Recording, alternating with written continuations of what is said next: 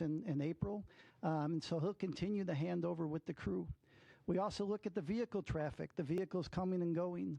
And when you pull all that together, the International Space Station program, the Commercial Crew program, and SpaceX came up with the plan that we just witnessed. The Crew 10 launch last week, the docking over the weekend, the undock early today, and then the landing that we just witnessed. So just an incredible amount of inputs that you get to pull all that together in order to have a successful operation. I want to tell you, we want to thank the Crew 9 team and the ground teams for their dedication to excellence, their resilience, their flexibility during this expedition, everything they did to have a successful expedition, as you have all witnessed. SpaceX has been an incredible partner for us, and it shows the benefits of the commercial public-private partnership that we have. So they've just been a huge, great partner throughout all this. Crew 9, in addition to the spacewalks that many of you witnessed, they performed just about 150 experiments on board the International Space Station with over 900 hours of research. And the work we do on the International Space Station benefits the nation, benefits people on Earth, and are the building blocks for going back to the moon and to Mars. So Nick, Alexander, Butch, and Sonny, welcome home. On behalf of NASA, I want to thank the administration. I want to thank all the work of the NASA teams and all the work of the SpaceX teams. And so with that, I'll hand it over to Commercial Crew Program Manager, Steve Stitch. Thanks, Joel, and thank you all for being here. Greatly appreciate your interest in the Commercial Crew Program and also human spaceflight. Of course, as you know, it's been just a huge week for Commercial Crew. The missions, I think, sometimes seem easier than they are. If I just step back and think about all the challenges we had to launch Crew 9, moving to a different launch pad, adjusting the seats and the crew training, and then, over the weekend, once we docked Crew 10 safely, looking at the weather patterns, finding this great opportunity that we landed at today, adjusting the timeline. It's never easy. Spaceflight's always dynamic. Sometimes it seems like things move from step to step to step, but there's usually different paths along the way. So the weekend was culminated today with the landing of Crew 9. We dragon splashed down at about 5:57 p.m. off the coast of Tallahassee. That's our first Commercial Crew Program landing at Tallahassee. We've had a couple cargo flights land there. And now it's great to have Crew 9 and the Freedom Capsule back home, and its fourth flight is now in the history books. Of course, we're overjoyed. I watched every crew member come out of the vehicle today. Post-landing, it was great to watch Nick, Sonny, Butch, and Alexander come out of Dragon and smile and wave as they came out of the vehicle. We'll get them, they're on the ship now, we'll get them back to meet the NASA aircraft and then back to meet with their families. If you watched the weather today, it was incredible. Clear skies, real low winds, maybe 3 or 4 knots of wind, and really calm seas. You could see the dolphins swimming around the capsule, which was kind of incredible. SpaceX had a nice drone aircraft flying around and taking footage, and that was just incredible. As I said, the ops team just did a phenomenal job over the weekend, pulling in the landing to get the crew home sooner and take advantage of this great weather opportunity. Really appreciate the versatility of SpaceX, the ISS program, Commercial Crew Program, and the flight ops team in planning out the timeline, looking at the crew's workload, determining whether we could pull this off, doing sleep shifting, all those sorts of things that made this an opportunity happen.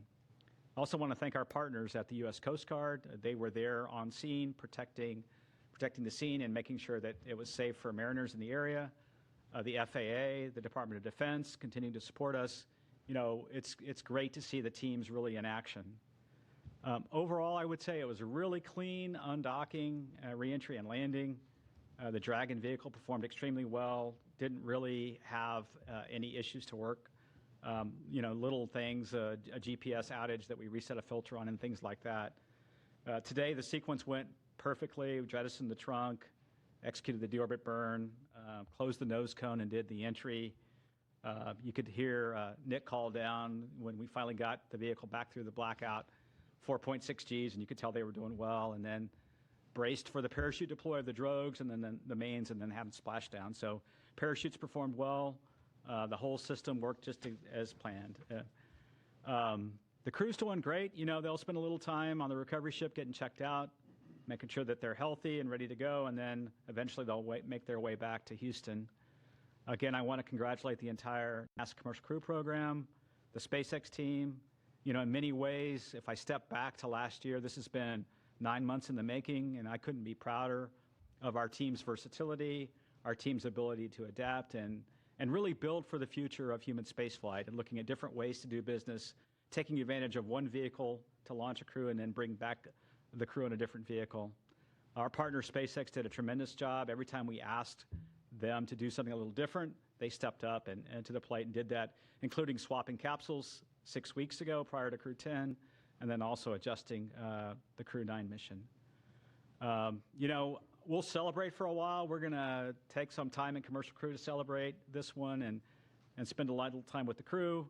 And then we'll move on to Crew 11. Crew 11 will be here before we know it. We'll launch that vehicle as early as mid-July, so we'll start preparing for that. And then, you know, we're working hand in hand with Boeing as well on certification of Starliner, getting that vehicle back to flight.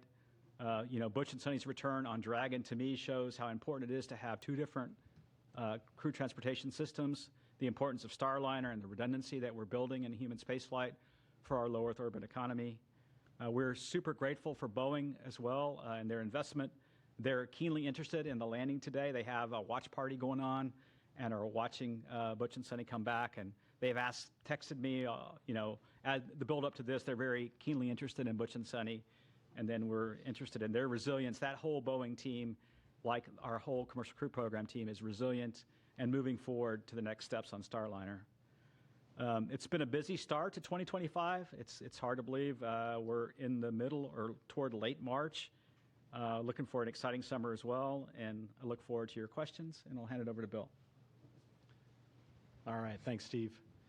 Yeah, welcome, and thanks for everybody's interest as we continue on. Return today marks the successful completion of the Crew 9 mission, and really with them handing over operations on board to Crew 10. Just some interesting stats as we go through. Nick and Alexander both spent 171 days in space on this trip, seeing the arrival and departure of 4 different visiting vehicles to the ISS.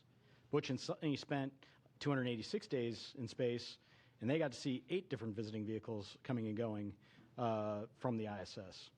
We stay really busy as we talk about all these vehicles coming and going from the station. Nick and Butch each conducted 1 spacewalk, and Sonny conducted 2.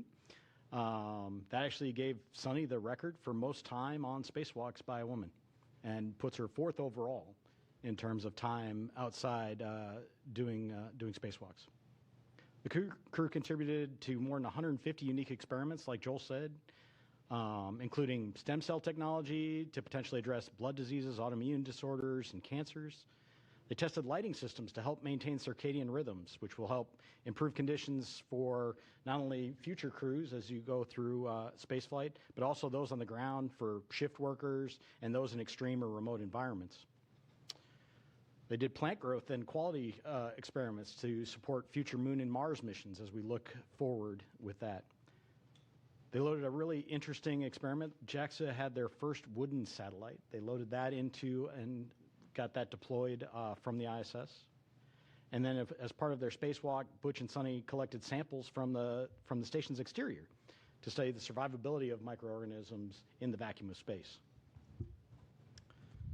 I'll tell you, the Crew 9 crew did a great job here in the near term supporting this shortened handover period with Crew 10 and enabling that landing opportunity that we saw today.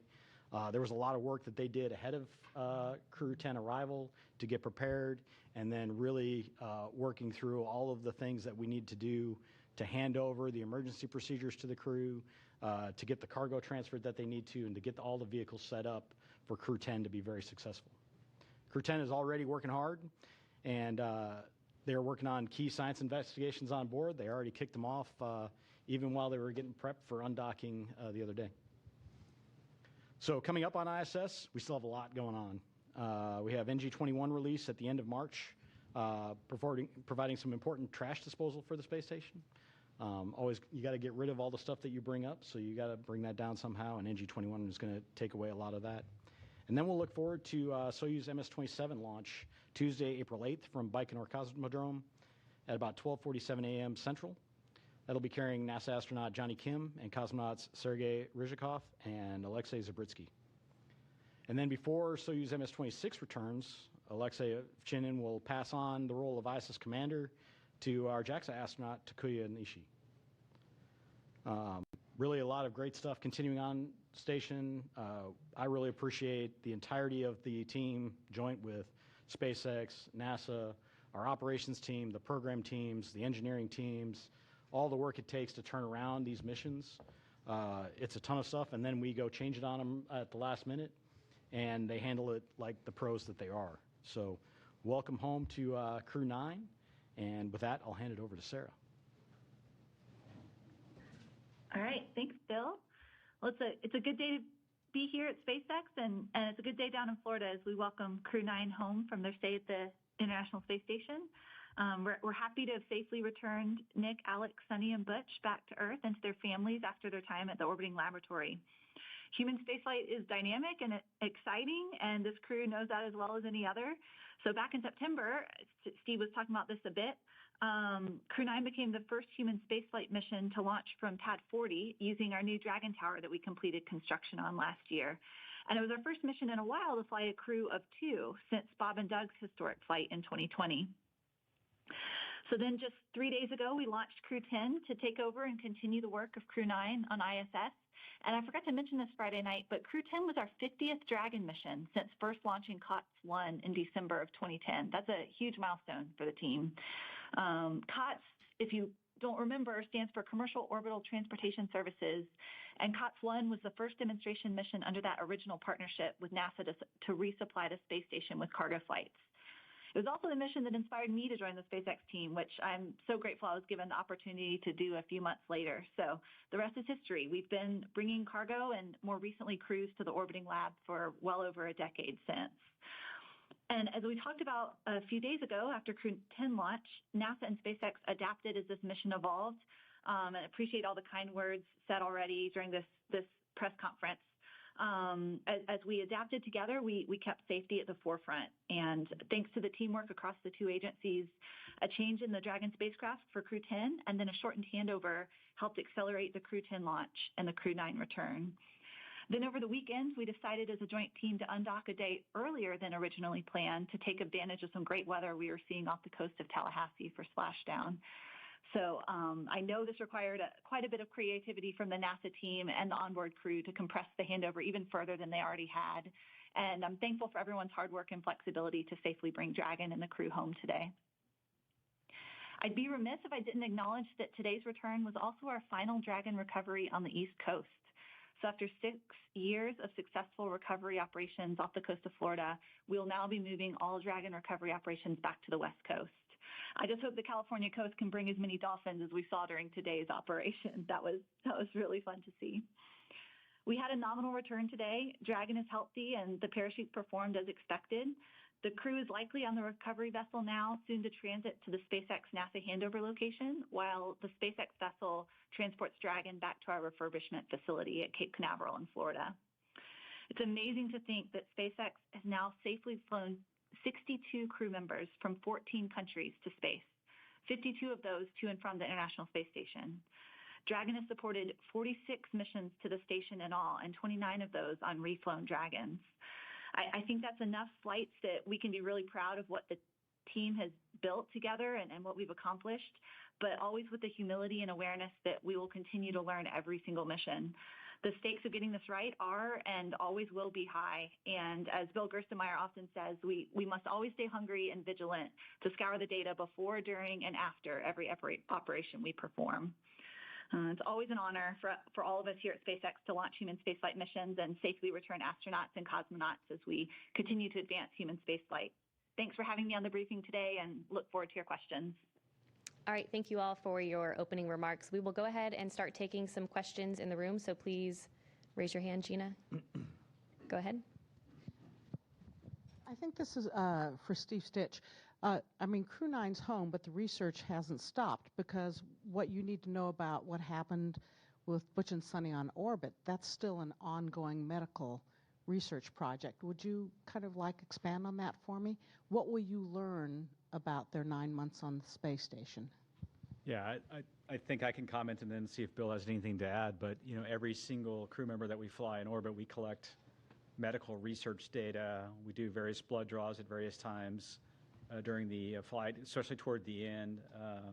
Do bone density measurements in space. We look at their vision and how their vision might change over time, their intracranial pressure. We do all kinds of things. So you're right. Every single astronaut, when they come back, including Nick and Alexander, is participating in all kinds of experiments, and we're learning from all those. And I'll see if Bill has anything to add.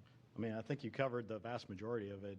We look at everybody when they come home, and every duration adds to that database of knowledge of the effects of spaceflight on the human body. And so we continue to look at that across all of our crew members. Okay, we'll take another question here in the room. Mark, go ahead. Mark Strassman, CBS News. Steve, I want to pick up on something you said, which is the keen interest in Butch and Sonny. All 5 major television networks cut in with live special reports following the splashdown, because Butch and Sonny have arguably become America's most famous astronauts over the course of their 9-month saga. So now that they're home, now that the saga is over, what to you is the takeaway? Yeah, I think that's a great question, and I haven't probably had a lot of time to reflect. We're certainly looking at Starliner very carefully. We're in the process of looking at that vehicle, looking at the helium system. We've got some candidate seals that we're going to replace. We'll get into some testing here over the summer timeframe with what we call an integrated doghouse at White Sands. So we're looking at that. The thing I think back of this whole timeframe is how really resilient Butch and Sonny were the whole time. They launched on what was going to be a short test flight with the crew flight test vehicle with Boeing. And then they moved very quickly into station increment operations, and they became seamlessly part of the International Space Station. And they did that because they're experienced astronauts, and we had prepared, right? We had flown gloves for them to do spacewalks, and we had flown a lot of components for them. So I think that shows the adaptability of crew members. And if I think forward to exploration and maybe some harsh missions to the Martian surface someday, or back to the moon, the adaptability of crew members, changing the timeline for their return. Certainly a huge thank you to their families. When you think about Butch and Sonny, they enjoyed their time on station. They got to do spacewalks, and they got to do lots of cool science and things like that. Their families are the ones that really, kudos to them for being resilient in a planned short duration flight now turning into a long duration. And I think back of when they went into quarantine. They went into quarantine in the April timeframe for the early May launch that we had for the crewed flight test. So the families, a huge thank you to them. I'm sure the reunion is going to be wonderful with the families. And we'll keep learning as we go and keep being adaptable in the future. Let Okay. me just add, if it's okay, it shows the flexibility of our commercial providers. The fact that they flew up on the Boeing vehicle and home on SpaceX, this is a lesson learned for NASA too, such that when we do have Boeing and SpaceX both flying on a regular basis, we need to be able to do the opposite too. If we come up on a SpaceX vehicle and have a problem to be bringing people home on a Boeing vehicle, it shows you, this year, I think many of you know, we celebrate 25 years of crewed on the International Space Station, and just shows the flexibility we have with the space station and our commercial partners. We'll take our next question here in the room. Go ahead. Ed Lavandero with CNN. 2 questions. Do you have specifics on the timeline of when the astronauts will be landing back here in Houston and reuniting with their family over the next, I'm presuming, the next few hours? And then secondly, the more delicate question is, of all the talk that we've seen over the last months that these astronauts had been, quote, stranded in space, how did that kind of talk affect you guys over the last few months in formulating a plan to get them back home?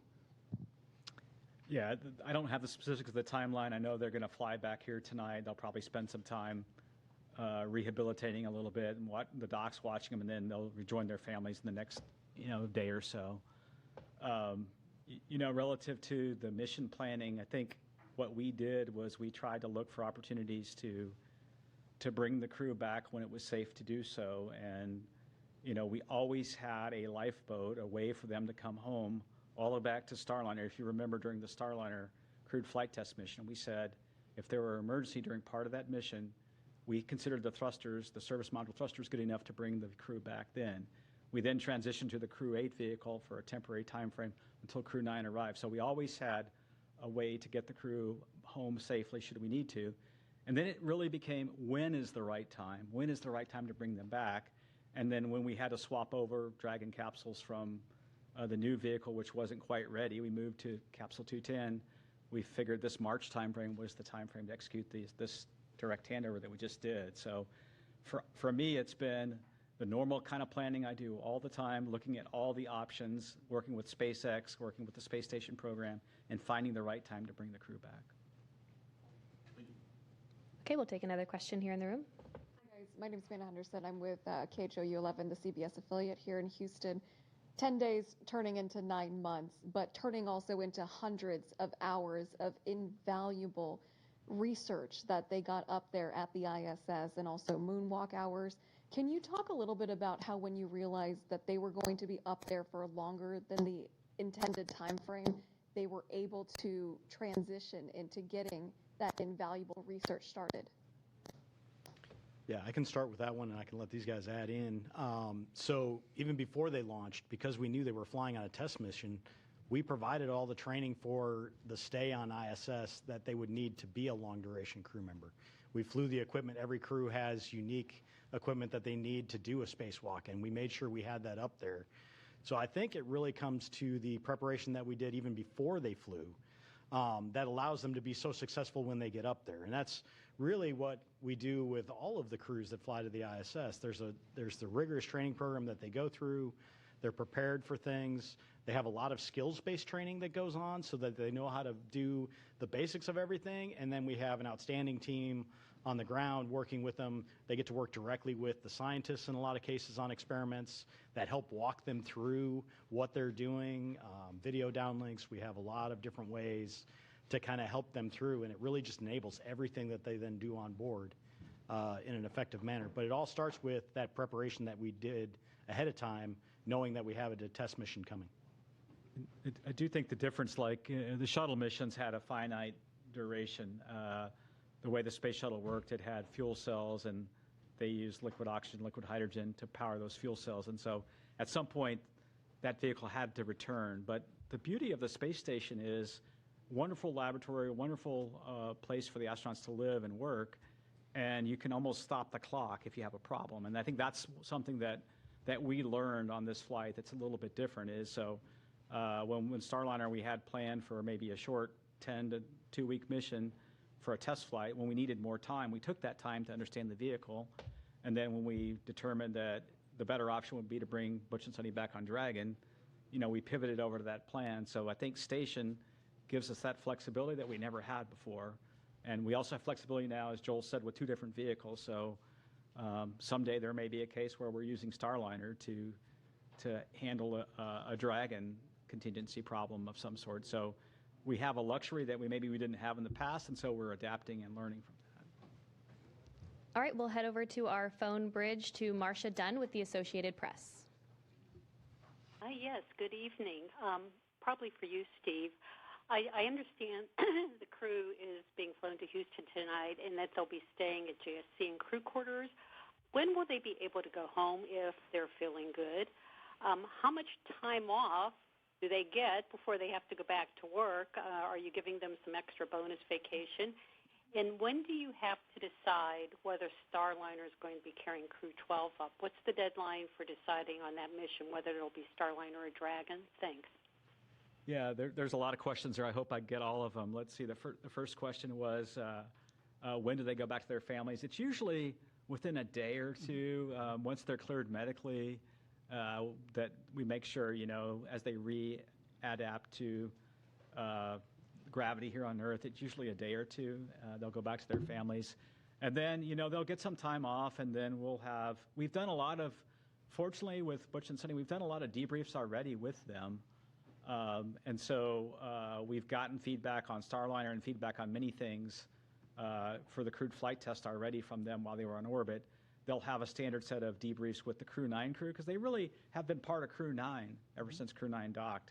So they'll go through a series of debriefs, and then, but they will get some well-deserved time off, well-deserved time with their families. It's been a long time for them, and look forward to hearing their stories about meeting with their family. I think the last question, Marcia, was when do we have to decide Crew 12 versus the next step with Starliner? And we probably have a little bit more time as we get into the summer and understand the testing we're going to go do to make that decision, whether it be Crew 12 as the next flight or Starliner. You know, we're also looking at some options for Starliner. Should we need to, of flying it uncrewed. The vehicle has the capability to fly uncrewed if we need to. And so we'll kind of weigh all those things as we get the testing and analysis behind us. Boeing's done a good job of developing a new thermal model, which we're using to try to understand the changes we're going to make in those dock houses. We'll add some tape and thermal barriers in different places. We have a little time to make that decision. Okay, our next question is from Chris Davenport with The Washington Post. Hey, everyone. Thanks for taking my question, and congrats on a successful end to the mission for Steve Stitch.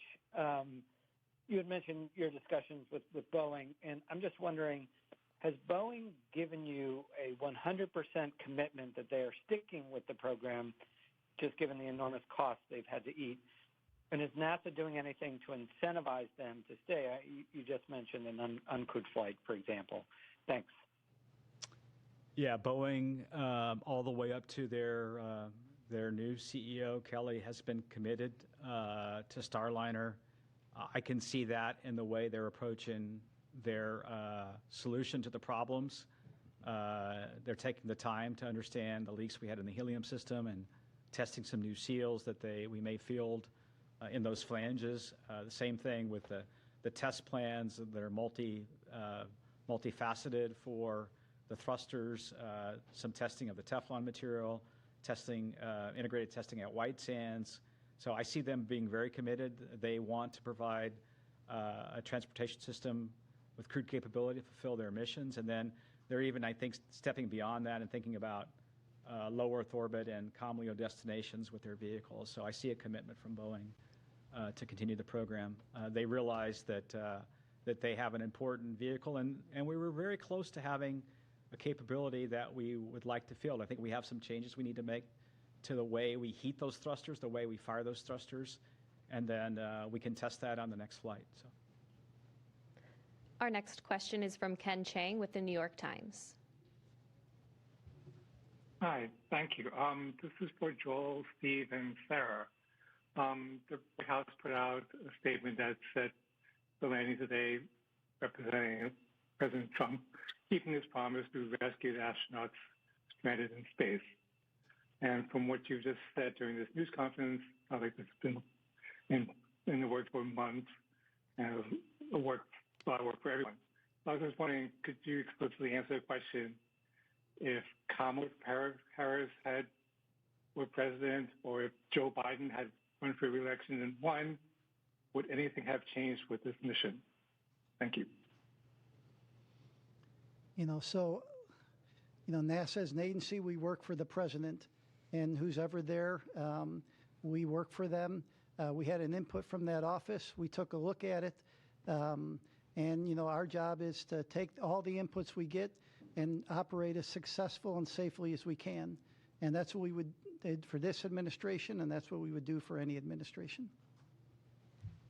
Our next question is from Sana with Bloomberg News. Hi, thank you so much for taking my question. I had another question regarding Boeing. I know you just mentioned that you're looking at options for an uncrewed mission. So I guess we're wondering who would pay for the uncrewed mission, and would Boeing be required to redo the crewed test flight as well? Thanks.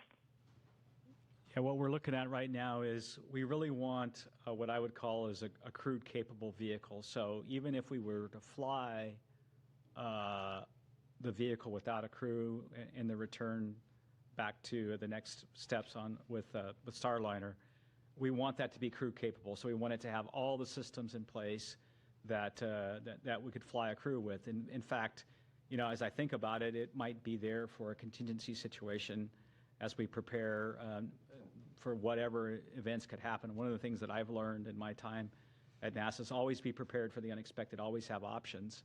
And so that's what we're thinking about. So we'll take those steps forward. We'll look at the test data. We'll make a decision whether to fly it crewed or uncrewed. And then, we are trying to do it under what we call this post-certification phase of the contract. And Boeing has delivered a lot of the certification data already. They have a little bit more to go relative to the prop system. I think we talked about they're flying a new spacesuit eventually, and a few other things like that. So we're looking at doing it under that phase of the contract, and NASA meeting its commitments on those flights. Our next question is from Will Robinson-Smith with Spaceflight Now. Hi, thanks so much for taking the time to talk with us today, and congrats on the splashdown of Crew 9. Maybe just following up on Ken's question to Joel and Stitch and Sarah. Obviously, as you've discussed tonight and over the last several months, the plan has been established for some time on how to bring Butch and Sunny back to Earth. But barring them returning on the seats that were added on the Crew 8 Dragon spacecraft, had the decision been made to try to bring them back any earlier, was there a Dragon spacecraft that would have been available to operate that mission prior to the Dragon that we just saw support the launch of Crew 10? Thanks. Yeah, the earliest Dragon that we had to go fly the mission really was this capsule 210. And so when we were planning originally on Crew 10 to have the newer spacecraft, we thought it would be ready. And initially, we were going to launch in mid-February. We moved it to March 25th. And then I think Sarah talked briefly before about some of the challenges we had, or maybe it was Mr. Gerstenmaier, with a battery system that was a bad component we had to pull off. We had to pull the heat shield off and vector out of some work on the vehicle. We had some challenges with some valves in the prop system.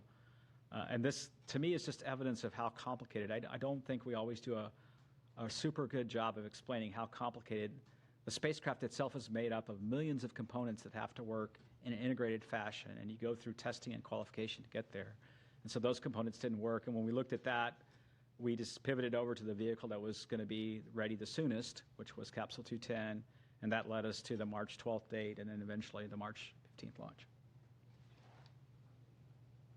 Our next. Yeah, and maybe I would just add that with 5 Crew Dragon spacecraft in the fleet, certainly many paths are possible, right? With the allocations as we had them with our current slate of missions in the next 12 to 18 months, exactly as Steve said, it was the new spacecraft that was anticipated to be ready first, with the one we ended up flying shortly on the heels, and then when we ran into a processing issue on that new vehicle, the other one could be ready sooner, and so those were the 2 that were coming available.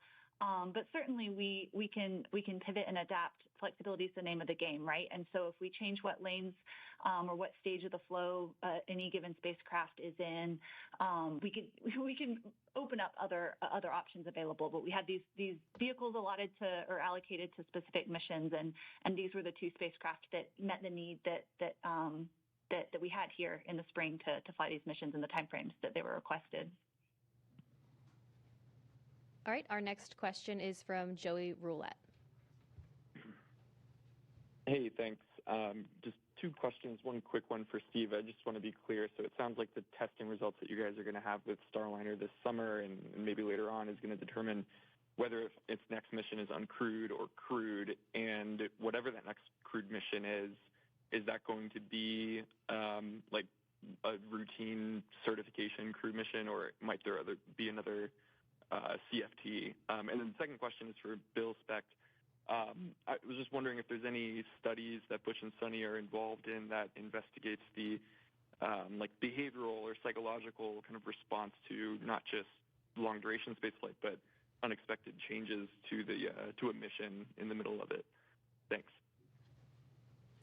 Yeah, when we look back at the crewed flight test, we got a lot of good data out of that flight relative to having a crew on board. So really the thing that we need to solidify and go test is the prop system and the service module. We need to make sure we can eliminate the helium leaks, eliminate the service module thruster issues that we had on docking, and then the rest of the vehicle performed really well. So when we look forward, what we'd like to do is that one flight and then get into a crew rotation flight. So the next flight up would really test all the changes we're making to the vehicle, and then the next flight beyond that, we really need to get Boeing into a crewed rotation. So that's kind of the strategy. Yeah, and then to your second question, all of our crew members go through evaluations. They fill out surveys. They do medical evals. So all of these things happen on every crew member. So we do get some unique data from Butch and Sunny based on their stay, but it's something that we do with every crew member that flies. There's always changes that happen on board. There's always adjustments that we have to make that all of the crew members adapt to. As you've watched with our flight schedule over the years, it's very rare that we actually get a flight to fly exactly where we planned it 2 years out when they were thinking it was going to be. So it's okay that we have these changes and they adapt really well. But everybody gets kind of looked at in terms of those effects and understanding just the effects of spaceflight on them. So. Okay, our next question is from Maria with KBIR Knoxville. Hi, yes, thank you so much for your time. If someone can walk me through the physical and mental adjustments that the astronauts are going to be experiencing. I can try and see if Bill and Joel have anything to add. When they get back, the body is an amazingly adaptable. The one thing that the body will struggle a bit with is the inner ear and the vestibular response in microgravity. When you transition from 1G here that we're sitting in this room to then in space, the inner ear can get a little disturbed because gravity's not pulling the fluid down and the little hairs inside the inner ear. And so the crew can take a little while to get to adapt to microgravity. That same thing happens in reverse when you land back on Earth. The human body was adaptable and was used to being in microgravity. Now, the vestibular response is such that you feel disoriented, you may feel a little dizzy, you may have trouble getting up. And then, of course, physically, their body, when they were operating in space and doing operations inside the various modules, their muscles weren't working as hard, their heart wasn't working as hard, and so there's a muscular and cardiovascular kind of reconditioning that has to happen, and so that's what's happening now. And then, there's a little bit of response coming back to 1G. In space, I could release this pin, and it's going to stay right where it is. And in 1G, if I release the pin, it falls. And so there's a little bit of that the crew has to get back and learn the skills back here on Earth again. So. Okay, our next question is from Jackie with the Times of London. Hello, and thank you. I'm sorry if this is a really frustrating question because I know there's so much good work done on this mission, but there has been a fictitious narrative woven around it by prominent people who are hard to ignore. Why has NASA not pushed back more emphatically against that and against the use of astronauts by one of its commercial contractors as political pawns? And what's to be lost by simply correcting that narrative for the sake of the public who have paid for the mission? Thank you. I would say, our job at NASA is to successfully and safely fly these missions. We fly it with the laws of physics, and we fly it with our commercial partners. And so oftentimes there may be things out in the press that may not be exactly what's happening. And our job is to fly these missions, and regardless of what you read in the press, our job is to fly successful missions, safe missions, and do the science we do on board the International Space Station. I mentioned this year 25 years of continuous crew presence on board later this year, the International Space Station. And we do about 150 experiments every expedition we fly. So think about it, every 6 months. I think we're over 3,000 3,000 experiments since we started the International Space Station, and that's what we focus on. Okay, our next question is from Jeff Faust with Space News. Hey, good evening. Question for Bill or Steve. Since the Crew 9, Crew 10 handover lasted only a couple of days, was there anything you would normally do on a handover you weren't able to do in this case? And in the future, might you consider shorter handovers between future commercial crew missions? Thanks. Yeah, across the board, the main thing that we have to get done is, like anytime you get to a new place, is the emergency briefings. Where do I go in case of an emergency? What are my duties in terms of an emergency? And that happens very early on. And then the follow-ons are more of the general, hey, where did you guys put this thing? Or where did you put that? Where did you leave this wrench when you get up there? Because you can imagine the size of the space stations is so large, and there's a lot of stuff up there. So a lot of the handover that we do with the crews is more set up to be an efficiency gain. And that really helps them be more effective when they go and get the tasks done that we need to. So when we reduce that time, we reduce that efficiency in the near term to accomplish the tasks on board. We evaluate that each time and understand what our handover is. In general, we don't look to reduce that because we want to be as efficient as possible. We want to get everything done in the most efficient manner, get the most things done on space station that we can. But in this case, it was actually to our advantage to go work that shorter handover and then get them home as quicker, hitting this weather day that we had here today, and not leave it up to how the weather was going to behave days and days from now. So the critical stuff always gets done, that emergency handover, that how do we go handle contingencies on board. They're trained on the ground for all of these things, and we have a lot of support for the teams on the ground to help them as they go, so we can shorten it if we want to, but it's not quite the same as getting up there and finding out from the person that's been up there for 6 months, hey, I found that this was the best spot to put this, or I left this here, and so when you need it, go look over there to go do this, or this is the best way to go pull out this drawer, or whatever you have to do for your experiments on board. So nothing beats that face-to-face handover and the time they get up there, but we have the options to shorten it when it makes the most sense. Okay, our next question is from Sawyer with NASASpaceflight.com. Thank you so much. This question is, I believe, for Sarah. With this being the final splashdown on the east coast of the United States, what is the plan for Megan? Is that going to be repurposed to the west coast? Is that going to stay on the east coast? And then what becomes the contingency if, for example, the weather isn't good at the planned Pacific landing sites, whereas here you had the Gulf and the Atlantic? Hey, we don't know the answer yet to what will happen, what will become of Megan. We've got Shannon here on the West Coast. I'm sitting here in California right now, and there's unique benefits and unique challenges of weather patterns on the West Coast versus the East Coast. Just one example, we have far more stable weather in terms of wind and wind speed, wave height than we did in Florida. So where we needed numerous sites on both coasts of Florida to provide geographic diversity to avoid weather patterns that may be happening in one area and not another, not so much the case on the West Coast.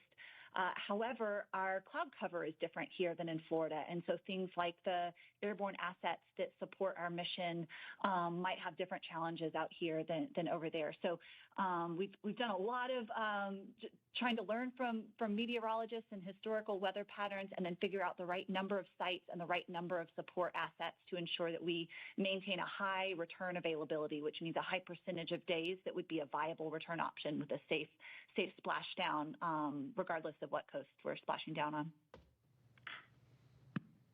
All right, our next question is from Isam with AFP.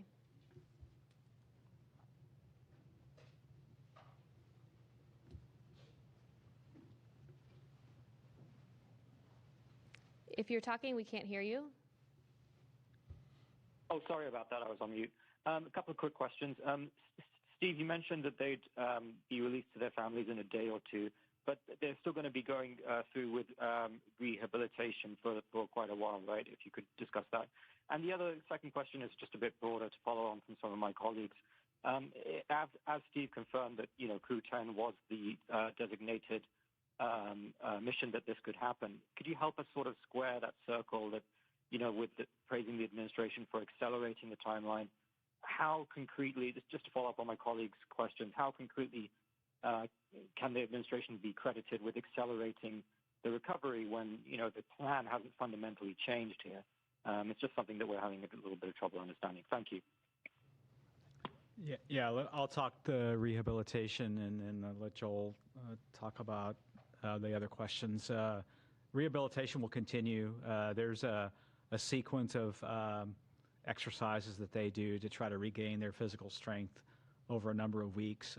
It's a pretty standard protocol that they go through post-landing to recover.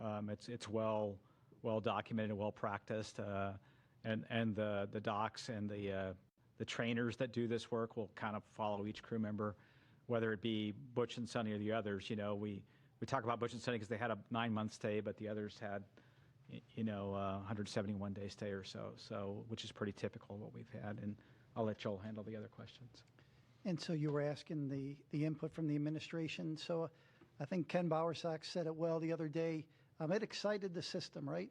It gave us some energy in the system. But the other input was to do this successfully and safely. And that's why I talked about all the different inputs that you get. We got the input from the White House, but you also have to look at the vehicle readiness. We talked about looking at weather. We talked about recovery team, handover, the vehicle traffic going to and from the International Space Station. So when you put all that together, we came up with, I thought, a pretty good plan that the teams executed over the last 4 or 5 days. All right, we'll take the next question here in the room. Darlene Ferris with Fox 26 Houston. I was just wondering if any of the experiments or tasks, was there anything that was able to be done due to the unexpected extra manpower with them on board that wouldn't have like a benefit to having the extra people? So we, once Crew 9 arrived and Crew 8 departed, we were at our normal crew level.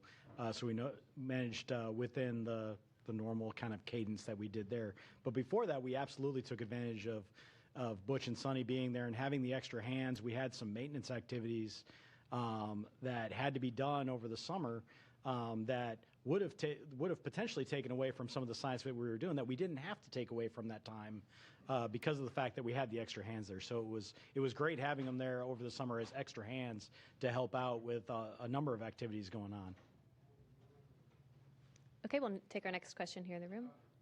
This may be premature, but initial reports from the recovery ship just about their condition and how they're doing, has anybody heard? I haven't heard anything specifically from the recovery team, but just in looking at the way as they came out of Dragon, they all looked very healthy. You could tell they all looked like they were feeling about normal for the landing and recovery phase where their body's trying to readapt. So, I haven't heard any reports of anything other than that they're doing well. So I saw a lot of smiling and waving. Yes. Okay, our next question is from Ellen with thedailymail.com. Hi, thank you guys so much for taking our questions tonight. This question is for Joel. Barry Wilmore's daughter spoke out on social media and blamed politics and negligence for her dad's delayed return. We know that President Trump and Elon Musk both said the previous administration didn't want to bring the Starliner crew back for political reasons. Can you comment on these claims? Yeah, so I wasn't involved in any conversations with the previous administration. It was clear we have a request from the current administration, and the results you saw is what we saw today with the landing of Crew 9. Okay, we'll take our next question here in the room. Have you guys gotten a chance to talk with the families of Butch and Sonny? And I mean, I'm sure just being able to see them wave and smile today is a huge relief for them, but they've been in quarantine and up in space for almost a year. How are they feeling with everything? Yeah, I haven't talked personally to the families, but I know the astronauts have a great support system. In other words, they're able to effectively FaceTime with their family and keep in touch with their family. I'm sure Butch is looking forward, and Sonny both coming. Easter's coming up, and there's graduations coming up, and there's lots of family activities coming up that the timing's probably pretty good for. So I haven't had a chance to talk to the family. So My guess they had bigger smiles than the crew members. yes. Okay, our next question is from Mike with space.com. Thank you, guys. This is probably for Sarah. I was just wondering, were there any different approaches that you guys took with this Dragon to kind of meet this faster deadline, or this, and if there were any kind of changes to the processing, are those things you can take into future missions? Hey, no changes to the processing. And actually, if you're able to go back and listen to Friday night's briefing, I think Steve also shared a little more detail about that. But similar process, it's just a matter of doing a little bit of Tetris within our facilities of what vehicles are going into what tests or what operations in the pre-launch processing flow first.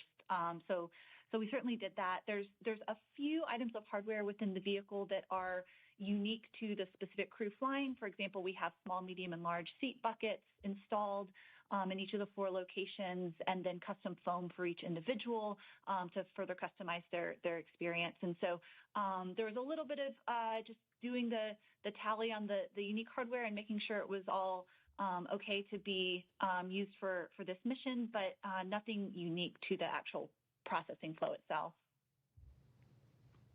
Okay, our next question is from Carolyn with Fortune Magazine.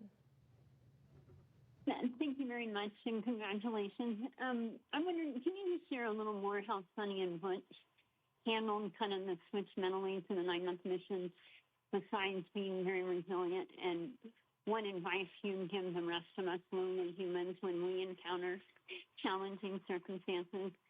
And then maybe just talk a little more about the physical repercussions with respect to radiation, effects on the heart and cornea, that kind of thing, and how we go about planning to protect against that when we think about missions like to Mars and extended stays.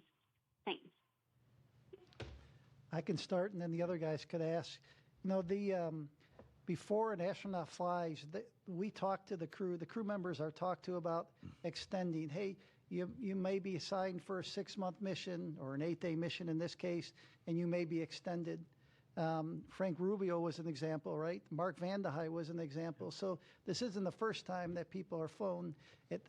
Clearly, their mission was much shorter than those other missions, but the crew members are talked about, hey, what would you do if you had to be up there for a year? So they mentally prepare before they launch, and they talk to the other crew members that have flown for these long-duration missions. And so the teams are preparing. We do different things on the ground. If you're there a little longer than normal, maybe you'll have some extra family conference times, or maybe a half day off after a certain amount of time on orbit. And so we had experience from past crew members, and we made changes in the operations and how we do that. And so let's see, Bill, if you want to add anything to that. Yeah, I think the other question was, really on kind of the effects of space on people in general, and when you change the duration on them. We look at every crew member when they're going up and making sure that we feel confident, even if their mission had to be extended, that they're up for it and that they've got, I think, the time allowable, I think, for them to stay in space and to go through that. We monitor everything on board. We keep an eye on things like radiation. We keep an eye on things like solar activity that can affect that. We keep an eye on the rest of the environmental factors on board, whether it be the carbon dioxide levels, the CO2 levels, the contaminants that we have on board. We have scrubbers and filters and things that take that out. So we do all the things that we would normally do to manage that for crew and minimize their exposure to anything that could be considered harmful. And then we limit the times to the best of our ability that we can up there. Our next question is from Marcia Smith with spacepolicyonline.com. Thanks so much. Steve, you mentioned that Crew 11 might launch as early as July, which seems like a pretty short interval for Crew 10 to be up there. Could you talk about what's driving you to launch as early as July? And will either of the astronauts who are bumped from Crew 9 be on Crew 11, Stephanie Wilson or Zena Cardman? And which capsule will they be flying?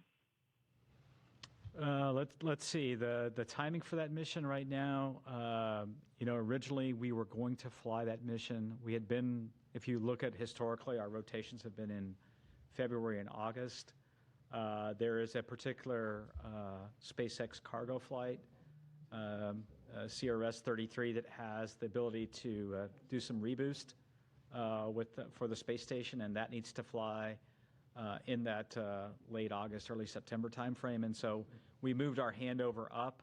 That boost trunk is what we call it, will be there for a large part of the fall timeframe. So to get all the propellant used on that mission. So that's why we looked at moving it up. Right now, we think we'll fly probably the Capsule 206, which is our fleet leader. It'll be on its 6th flight. We'll continue to work that with SpaceX. You have to remember with space station, one of the critical consumables is docking ports. We have 2 of those docking ports. And so once we fly that CRS-33 mission with the boost trunk, one of those docking ports will be tied up for an extended duration. And we like to do this direct handover. We like to ensure the new vehicle is there, the new crew's there, before we undock the astronauts that have been there for the increment in progress. And so when you put all that together, it drove us to look at right now, mid to late July. Of course, things can change over time, but that's kind of what we're looking at. We'll kind of pivot over to that once we complete the debriefs for Crew 10. So, our next question is from Will Robinson-Smith with Spaceflight Now. Hi. Taking a question from us. Question to Steve Stitch. Going back to the comment you made earlier in this brief, correct me if I'm wrong, but I think you said that there was another look that needed to be taken at the flight suit for those flying both these flyers. Can you add a little more detail into that may need to be changed and reason for that? Thanks. Did you get that? I couldn't. I'm sorry, you're coming in a little bit, it's breaking up a little bit. Can you please try to repeat your question?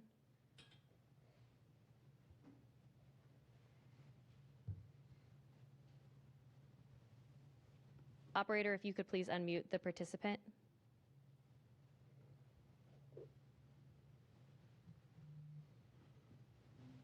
Will, if you're talking, we can't hear you. Can you hear me? Yep, we can hear you now. Okay, perfect.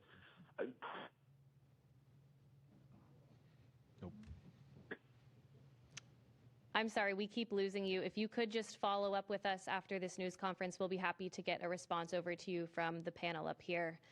But for now, that'll do it for our press conference this evening. Once again, Crew 9 is safely back on Earth. And as always, you can follow NASA and all of our missions on nasa.gov. Thanks for joining. We'll see you next time.